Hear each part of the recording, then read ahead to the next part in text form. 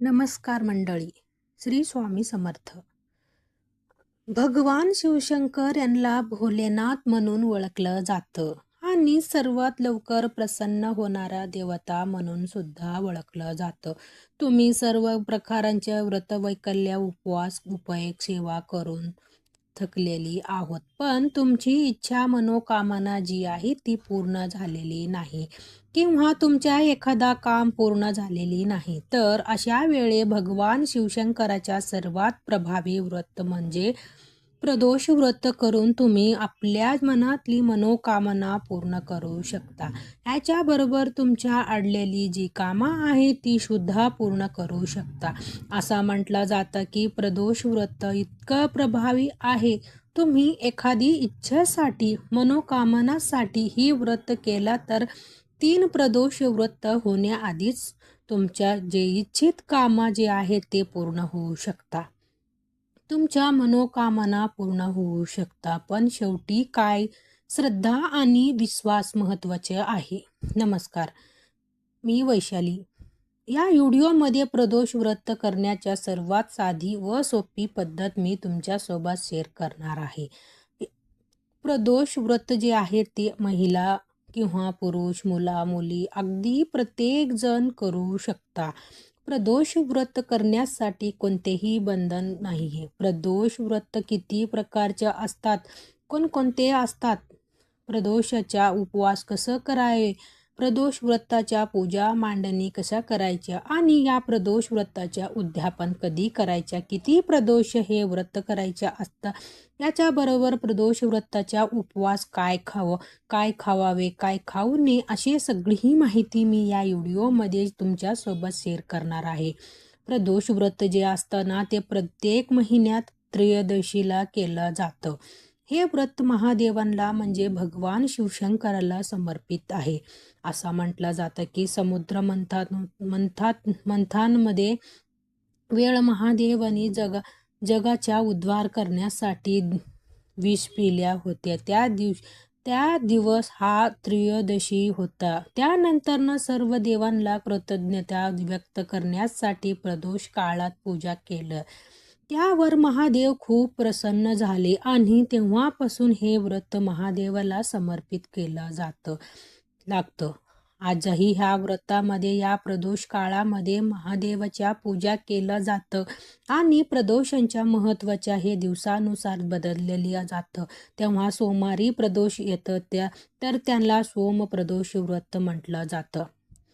सोमवार हा भगवान शिवशंकराचा वार आहे, तर आपल्या सर्वांना माहितीच आहे आणि हा चंद्राचा दिवस सुद्धा मानलं जातं. म्हणून हे व्रत जे आहे तर ते खूप महत्त्वाचं मानलं जातं. आणि सोमप्रदोष व्रत आहे ते आपल्याला खूप शुभ फळ सुद्धा देत असतं. तेव्हा त्रयोदशी तिथी ही सोमवारी येतं, तेव्हा ह्या दिवशी आपल्या सोमप्रदोष व्रताला असा म्हटलं जातं. सोमप्रदोष व्रत केल्याने भक्तांना मानसिक आनंद मिळतो. तर जर तुमच्या कुंडलीमध्ये कमतरता असेल तर या दिवशी व्रत केल्याने या परिस्थितीतून मुक्तता मिळतं. या कुटुंबाच्या कल्याण आणि आनंद सुद्धा मिळतो. याच्याबरोबर जेव्हा प्रदोष हा मंगळवारी येतं तर तेव्हा त्याला भैम प्रदोष असं म्हटलं जातं. तेव्हा तुम्हाला तुमच्या कुंडलीमध्ये मंगळ दोष सांगितला असेल किंवा मंगळ दोषामुळं तुमच्या आयुष्यामध्ये उद्वार त्रासापासून जर तुम्हाला आराम हवे असेल तर यासाठी तुम्ही भीमप्रदोष जे व्रत आहे तर ते करू शकता. भीमप्रदोष व्रत केल्याने आरोग्याशी संबंधित समस्या सुद्धा दूर होतात, रोग कमी होतात, समय साधलं जातं. बरेच जणांना आपल्यापैकी बघा असं एखादी आजार असतं किंवा अचानक उद्भवलं जातं एखादी आजार पण, आणि खूप दवाखाना ट्रीटमेंट वगैरे घेतला तरीही यामध्ये काही फरक जाणवत नाही. तर अशा वेळेला तुम्हाला भीमप्रदोष व्रत जे आहे ते करू शकता. भीमप्रदोष व्रताच्या योग्य रीती पालन केल्याने आर्थिक नुकसानापासून सुद्धा आपली आर्थिक नुकसान जर तुमची सतत होत असेल तर त्यांच्यापासून सुद्धा आपल्या बरेच होतं. आणि तुम्ही जर कर्जात ग्रस्त असाल, कर्ज वाढत चालत आहे, तर कर्ज तुम्हाला सतत घ्यावं लागतं आहे, तर तुमच्या उद्योगधंदा जे आहे, व्यवसाय, त्याच्या सतत नुकसान होत आहे, तर अशा वेळी हे सुद्धा भीमप्रदोष व्रत जे आहे ते करू शकता. आणि बरेच जणांना बघा रक्ताती रक्ताशी संबंधित काही आजार असतात, तर रक्ताशी संबंधित काही आजार तुम्हाला असतील तर त्यासाठी सुद्धा हे भीमप्रदोष व्रत अतिशय फलदायी ठरलं जातं. जेव्हा प्रदोष हा बुधवारी येतं तर त्याला बुधू प्रदोष म्हटलं जातं. आणि बुधवारी होणाऱ्या प्रदोष व्रताला सौम्यावर प्रदोष आणि बुधू प्रदेश असं म्हटलं जातं. या दिवशी हे व्रत केल्याने बुद्धिमत्ता वाढतं, बोलणं मधुर होतं. ज्या लोकांना बुधग्रहाच्या प्रभावामुळे किंवा वाणी दोष इत्यादी कोणत्याही विकारामुळे कुंडलीतला त्रास होतो, तेव्हा बुधवारी हे प्रदोष व्रत केल्याने त्यांना शुभ लाभ मिळतो. त्यांची बुधू ग्रहाच्या शुभता प्राप्त होतं. जर लहान मुला अभ्यासामध्ये लक्ष केंद्रित करू शकत नसतील तर त्यांना पालकांची बुध प्रदोषाच्या व्रत जे आहे ते करा. संकल्पयुक्त आपल्याला मुलांसाठी करा. हे खूप फायदेशीर मानलं जातं. जेव्हा प्रदोष हा गुरुवारी येतं तेव्हा त्याला गुरु प्रदोष म्हटलं जातं. जर प्रदोष गुरुवारी असेल तर मुक्तता गुरुग्रहाच्या शुभफळ मिळू शकतो. या दिवशी उपवास करण्याच्या तुम्हाला तुलना ज्येष्ठांच्या आशीर्वाद केलं जातं. यामुळे मुला होण्यास आणि समृद्धी प्राप्त होण्यास मदत होतो. यामुळे व्यक्ती ज्ञानी होतं आणि आध्यात्मिक जाणीव सुद्धा होतं. जर तुम्ही गुरु प्रदोष व्रत केला तर जेव्हा प्रदोष हा शुक्रवारी येतं तर शुक्रवारी होणारा प्रदोषाला शुक्र प्रदोष म्हटलं जातं. आणि मधुवर प्रदोष व्रत सुद्धा असं म्हटलं जातं. या दिवशी हे व्रत केल्याने आर्थिक समस्या दूर होतं, व्यक्तीला जीवनात समृद्धी आणि शुभफळ प्राप्त होतं. यामुळे सौभाग्य वाढतं आणि प्रेमाची प्राप्ती सुद्धा होतं. जेव्हा प्रदोष हा शनिवारी येतं तेव्हा त्याला शनी प्रदोष असं म्हटलं जातं. या दिवशी व्रत केल्याने व्यक्तीला शनिदेवाचा आशीर्वाद मिळतो. शनी दोष किंवा 3.5 किंवा ब्रह्मात्म मुक्तता सुद्धा मिळतो. शनी प्रदोष व्रत केल्याने पापाचे नाश होतो, शनी महाराजांचे खूप प्राप्ती होतं आणि आपल्याला आपल्या कर्मानुसार लाभ देतात. काम आणि व्यवसायामध्ये नफा मिळवण्यासाठी सुद्धा शनी प्रदोष व्रत केलं जातं. अत्यंत प्रभावी मानलं जातं. जेव्हा प्रदोष हा रविवारी येतोय तर तेव्हा त्याला रवी प्रदोष असं म्हटलं जातं. या दिवसाला भानुवार प्रदोष असं सुद्धा म्हटलं जातं. या दिवशी भगवान शिव आणि सूर्यदेव या दोघांनाही पूजा करणं हे अत्यंत शुभ मानलं जातं. हे रवी प्रदोष व्रत केल्याने व्यक्तीला कीर्ती आणि नाव लौकिक मिळतं, राज्य आणि सरकारकडून लाभ मिळतं. जर कोणतेही कारणास्तव सरकाराकडून समस्या येत असतील किंवा वडिलापासून वेगळे होत असेल की आनंदाच्या घट होत असेल तर तुम्ही हे रवी प्रदोष व्रत करून आयुष्यामध्ये आनंद मिळू शकता. जर तुमच्या कुंडलीत सूर्यांशी संबंधित समस्या असतील तर रवी प्रदोष तुम्ही हे व्रत करून त्यांच्या निवारण होऊ शकतं. तर त्या प्रकारे वेगवेगळे प्रदोष असतात आणि त्यांच्या वेगवेगळे लाभ आहेत. तर हा प्रदोषांच्या सुरुवात तुम्ही सोम प्रदोष किंवा शनी प्रदोषापासून केलं तर अतिशय उत्तम राहील. किंवा कोणत्याही प्रदोष असेल त्या प्रदोषापासून तुम्ही प्रदोष व्रताच्या सुरुवात करू शकता. तुम्ही 11 किंवा 21 संकल्पयुक्त व्रत करू शकता. पण तुम्हाला 11 किंवा 21 काही करायचे असेल तर ते आयुष्यभरासाठी सुद्धा तुम्ही हे प्रदोष व्रत करू शकता. माझ्या घरामध्ये बरेच जण हे प्रदोष व्रत करतात. हे प्रदोष व्रत जर तुम्ही संकल्पयुक्त करणार असेल तर 11 प्रदोष किंवा 21 प्रदोष, जर पहिला ज्या प्रदोषाला तुम्ही सुरुवात करणार आहोत तर ते फक्त त्याच दिवशी संकल्प करायचा आहे. संकल्प हा परत करायचा नसते. आता तुम्ही समजा प्रदोष व्रताला सुरुवात केलं तर प्रदोष व्रत कोणतेही वारी आली तर सुद्धा चालतो. फक्त तुम्हाला 11 किंवा 21 लगट एक सरळ प्रदोष करायचा आहे. पण समजा तुम्हाला फक्त सोम प्रदोषाच्या व्रत करायचा आहे असेल तर तुम्ही कॅलेंडरमध्ये बघायचा सोम प्रदोष कधी कधी आहे आणि जेव्हा सोम प्रदोष येईल म्हणजे प्रदोष हा सोमवारी येईल फक्त तेव्हाच तुम्हाला उपवास पकडायचा आहे आणि या सोम प्रदोषाला व्रत करणे आहे. बाकी मग प्रत्येक महिन्यामध्ये 2-2 प्रदोष येतात पण ते सोमवारी आलेली नसेल तर ते उपवास ते व्रत तुम्ही करायचा नाही. जेव्हा प्रदोष फक्त सोमवारी येईल तर तेव्हाच तुम्ही ह्या व्रत तसेच उपवास तुम्हाला धरायचे आहे. याप्रमाणे समजा तुम्ही भीम प्रदोष म्हणजे मंगळवारी प्रदोष आलेली व्रत करायचे असेल तर जेव्हा प्रदोष फक्त मंगळवारी येईल त्याच्या दिवशी तुम्हाला उपवास आणि व्रत करायचे आहे. सोम याच्या पद्धतीने शनी प्रदोष सुद्धा जेव्हा शनिवारी प्रदोष येईल तेव्हाच तुम्हाला उपवास आणि हे व्रत जे आहे ते करायचे. बाकी नॉर्मल प्रदोष व्रत करायचे असेल तर संकल्पयुक्त 11 किंवा 21 प्रदोष तर प्रत्येक महिन्यामध्ये जे 2 प्रदोष येतात ते एक सरळ आपल्याला 21 प्रदोष किंवा 11 प्रदोष व्रत तुम्हाला जे आहे ते करायचे आहे. पहिला प्रदोषाला आपल्याला संकल्प करायचा आहे. प्रदोष व्रतासाठी दिवसभर उपवास धरायचा असतं. मीठ फक्त एकाच वेळी खायचं असतं. प्रदोष व्रताचे जे तुमचे असतो ते सायंकाळी प्रदोष व्रत काळामध्ये करण्याला खूप जास्ती महत्व. प्रदोषाला दिवशी तुम्ही महादेवाच्या मंदिरामध्ये जाऊन जर पूजा केली तर ते अतिशय शुभ मानलं जातं किंवा तुम्ही महादेवाच्या मंदिरात आणि घरी दोन्ही ठिकाणी प्रदोषाच्या दिवशी पूजा करू शकता. प्रदोषाच्या दिवशी तुम्ही दिवसभर फळ, ज्यूस, कॉफी, चाय या गोष्टी घेऊ शकता. आजकाल बघा डॉक्टरांना बरेच आपल्याला ट्रीटमेंट चालू असते. डॉक्टर बरेच सांगतात की गोळ्या वगैरे चालू असतात, तुम्ही काहीतरी खायचं असतं तर ते कसं तुम्ही अशा वेळी सांगतात की आपल्याला गोळ्या सुरू असतात तर अशा वेळी दुपारी तुम्ही साबुदाणा, दूध, साखर टाकून खाऊ शकता किंवा गोड पदार्थ उपवासाच्या जे आहेत ते तुम्ही खाऊ शकता आणि यानंतरनं तुम्ही गोळ्या वगैरे जे आहेत ते खाऊ शकता आणि तिखट मीठ जे आहे ते दिवसभर खायच्या नाही. म्हटलं जातं की प्रदोष व्रताला किंवा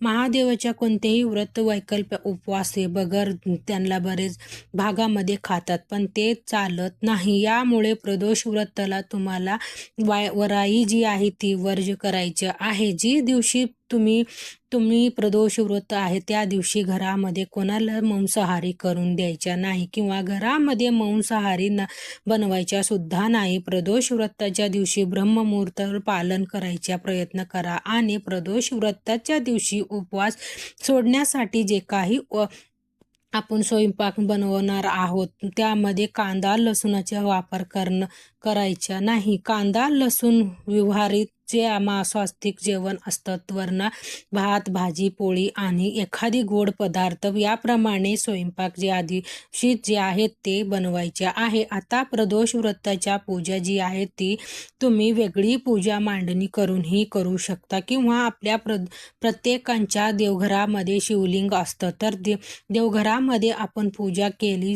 तरी सुद्धा चालतो. प्रदोष व्रताच्या दिवशी सकाळी जेव्हा आपण देवपूजा करतो तर त्यावेळी शिवलिंग जे असतं ना आपल्याला देवघरामध्ये तर त्या शिवलिंगावरती सकाळी देवपूजा करताना अभिषेक करायचा आहे. सुरुवातीला स्वच्छ पाण्याने, यानंतरनं दुधाने आणि परत स्वच्छ पाण्याने, यानंतरनं शिवलिंग स्वच्छ धुवून पुसून देवघरामध्ये ठेवायच्या. भस्म अर्पण करायच्या. भगवान शिवलिंगावर अखंड पांढऱ्या अक्षदा अर्पण करायच्या. पांढरी वस्त्रमाळ अर्पण करायच्या ज्याला बरेच ठिकाणी कापूसाची माळ म्हटलं जातं आणि एका होईना बेलपत्र प्रदोष व्रताला दिवशी भगवान शिवशंकराला अर्पण करायचा आणि सकाळी काहीतरी गोडवा किंवा फळाच्या नैवेद्य जे आहे ते भगवान शिवशंकराला दाखवायचा आहे. यानंतरनं दिवसभर उपवास करायचा आणि संध्याकाळी प्रदोष काळी म्हणजे काय, जेव्हा तुम्ही सूर्य मुळवायच्या त्या 45 मिनिटा अगोदर तुम्ही जेव्हा सूर्य मुळवायच्या 45 मिनिटानंतरनं जे कलाविधी असतो ना त्याला प्रदोष काळ म्हटलं जातं. तर त्या वेळामध्ये शक्य झालं तर तुम्ही महादेवाच्या मंदिरामध्ये जाऊन एक तांब्या पाणी शिवलिंगावर अर्पण करू शकता किंवा सोम प्रदोष काळामध्ये सुद्धा एखादी चौरंग किंवा पाट मांडायच्या, त्यावर पांढरी वस्त्र अंथरायच्या, सुरुवातला दिवाला लावून घ्यायच्या, दिव्याच्या पूजन करायचे, शक्य असेल तर पांढरे वस्त्र परिधान करायच्या, बसवण्यासाठी आसन घ्यायच्या आणि सुरुवातीला गणपती बाप्पांच्या पूजन करून घ्यायच्या. 2 विड्याच्या पान ठेवायच्या, यावर थोडासा अक्षदा ठेवायच्या आणि यावर गणपती बाप्पा स्वरूप एक सुपारी ठेवून त्यांना पूजन करायचे किंवा गणपती बाप्पांच्या मूर्ती ठेवून त्यांना पूजन केलं तर सुद्धा चालू शकते. गणपती पूजन झाल्यानंतर ना आपल्या देवघरातला जे शिवलिंग आहे ते आपल्याला ठेवायचं आहे आणि तुमच्याकडे परिवारात फोटो असेल तर एकचित्र ते फोटोसुद्धा स्वच्छ पुसून घ्यायचे आणि मागे भिंतीला टेकून ठेवायचं. फोटो नसेल तर शिवलिंग घ्यायचं, शिवलिंगावरती परत एक आपण अभिषेक करायचा आहे. अभिषेक करत असताना ओम नमो शिवाय, ओम नमः शिवाय मंत्राचा जप करून अभिषेक करायचा आहे. अभिषेक झाल्यानंतर सोम त्या चौरंगावरती शिवलिंग ठेवायच्या, शिवलिंगावरती विधिवत पूजा करायच्या, शिवलिंगाला भस्म अर्पण करायचे. यानंतर बेलपत्र अर्पण करायच्या, पांढरी फुलं असतील तर ते अर्पण करायच्या, कापूसाच्या माळ म्हणजे कापूसाच्या वस्त्र रांगवले अर्पण करायच्या आणि यावर भगवान शिवलिंगावर काहीतरी गोडवा नैवेद्य दाखवायच्या. भगवान शक्य झालं तर तुम्ही चुरमुऱ्याचे लाडू बनवू शकता, त्या नैवेद्य दाखवू शकता, काहीतरी फळाच्या नैवेद्य दाखवू शकता किंवा भगवान शिवशंकरांना बरेच भागामध्ये दही भाताच्या नैवेद्य दाखवला सुद्धा जातो आहे. दही भाताच्या नैवेद्य दाखवलं तर सुद्धा चालू शकतं आणि त्यानंतर ना आपल्या आरती करायच्या आहे. आरती करत असताना सुरुवातीला गणपतीच्या आरती करायची आणि त्यानंतर ना भगवान शिवशंकराच्या आरती करून घ्यायची आहे, नमस्कार करायचे आहे आणि संध्याकाळी प्रदोष काळात ही पूजा झाल्यानंतर ना जे आपल्याला प्रदोष व्रताचा उपवास ते आहे आपल्याला सोडायचा आहे आणि ही पूजा काहीतरी फळाच्या गोडवा नैवेद्य दाखवून झाल्यानंतर ना तुम्ही जे काही स्वयंपाक बनवलेले असेल त्या सुद्धा नैवेद्य जे आहे ते तुम्ही भगवान शिवशंकर भोलेनाथाला दाखवू शकता आणि हे प्रदोष व्रत ते आपण घरातली सर्वांना ग्रहण करायचे आहे. उपवास सोडताना तुम्ही जेव्हा बसेल तेव्हा भगवान शिवशंकराच्या पूजेच्या वेळी तुम्ही जे काही नैवेद्य दाखवला होता गोडवा, जे तुम्ही सुरुवातीला हातावर घ्यायच्या ते ग्रहण करायच्या आणि यांच्यावर मग जी काही आपण स्वयंपाक बनवलेली आहे ते खाऊन जे प्रदोष उपवास जे आहेत तर ते आपल्याला सोडायचे आहे. आता समजा तुम्ही संकल्पयुक्त 11 प्रदोष व्रत केलं तर 11 प्रदोष व्रताला तुम्हाला या व्रताचा उपवास करायचा आहे. समजा तुम्ही 21 प्रदोष व्रताचा संकल्प केला तर 21 प्रदोष व्रताच्या तुम्हाला या व्रताच्या उद्यापन करायचे आणि तुम्ही बाकी आजीवन जर तुम्हाला हे व्रत करायचे असेल तर तुम्ही हे सुद्धा करू शकता आणि समजा कधी काही आजारामुळे वगैरे तुम्हाला अचानक हे व्रत जर कधी सोडायचे असेल तर अशा वेळेत तुम्ही जे कोणता प्रदोष येईल तर त्या प्रदोषाला हे जे व्रत आहे जे तुम्ही सोडू शकता. आता ह्या व्रताच्या उद्यापन म्हणजे काय, खूप काही तामझूम वगैरे असं आहे असे अजिबात नाही. सोम अशी आपण प्रत्येक प्रदोषावर पूजा केला तशीच पूजा करायची, सोम तसंच उपवास करायचा आहे. असा शक्य झालं तर तुम्हाला हे जे प्रदोष याला तुम्हाला उद्यापन येणारे आहे किंवा तुमच्या उपवास करायचा आहे, तुम्हाला जर त्या प्रदोषाच्या दिवशी तुमच्या घरच्या आजूबाजूला एखादी महादेवाच्या मंदिर असेल तर त्या मंदिरामध्ये तुम्ही अभिषेक करू शकता, रुद्राभिषेक तिथे तुम्ही करू शकता. यथाशक्ती तुम्हाला जी दान करायचे असेल ते करू शकता. तिथीला गुरुजींनी वगैरे तुम्हाला काही पांढरे वस्त्र, काही धान्य तुम्हाला जर त्यांनी शिदा वगैरे काही अर्पण करायचं असेल तर ते तुम्ही करू शकता. या पद्धतीने उद्यापन करू शकता. तर तुम्हाला जर काही कारण शक्य नसेल तर आणि घरच्या घरी करायचं असेल तर या पद्धतीने पूजा उपवास करायचा आणि या दिवशी संध्याकाळी प्रदोष काळानंतर जेव्हा संध्याकाळचे तुमची पूजा होऊन जातं तर त्यावेळी एखादी मंदिरात आजूबाजूला तुम्ही शिदा दान करू शकता. पांढरे वस्त्र वगैरे तिथे तुम्ही अर्पण करू शकता किंवा एखादी गरीब व्यक्ती कोणी येणारे व्यक्ती मिळालं तरी त्यांना तुम्ही शिधा देऊ शकता. याच्या तुम्ही वस्त्रदान करू शकता. यथाशक्ती तुम्हाला जी काही दक्षिणा घ्यायच्या आहे ते त्यांना तुम्ही देऊ शकता आणि या प्रकारे या व्रताच्या तुम्ही उद्यापन केला तर सुद्धा चालू शकता. आणि हे प्रत्येक प्रदोषाला जर शक्य झालं तर घरी तुम्ही रुद्राभिषेक सुद्धा करू शकता. प्रत्येक प्रदोष व्रताला शक्य झालं तर त्या प्रदोषाला तुमच्या उद्यापन आहे त्या दिवशी आवर्जून घरी रुद्राभिषेक करा. रुद्राभिषेक कसं करायचं याचा व्हिडिओ आपल्या चॅनलवर आहे, ते तुम्ही बघू शकता आणि यानुसार तुम्ही रुद्राभिषेक जे आहे ते प्रत्येक प्रदोष व्रताला किंवा प्रत्येक सोमवारी घरच्या घरी करू शकता. तर अशा प्रकारचे हा व्हिडिओ तुम्हाला आवडला असला तर व्हिडिओला लाईक करा, शेअर करा. भेटूया असेच एक नेक्स्ट व्हिडिओमध्ये. तोपर्यंत सर्वांना श्री स्वामी समर्थ. धन्यवाद. भेटूया नेक्स्ट व्हिडिओमध्ये.